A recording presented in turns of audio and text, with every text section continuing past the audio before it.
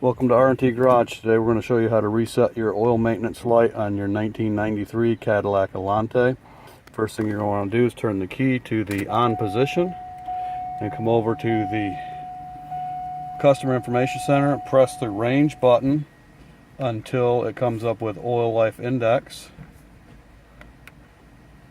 and then press your range and your average speed simultaneously and hold them down until it says 100%. Thanks for watching from R&T Garage. May God bless you.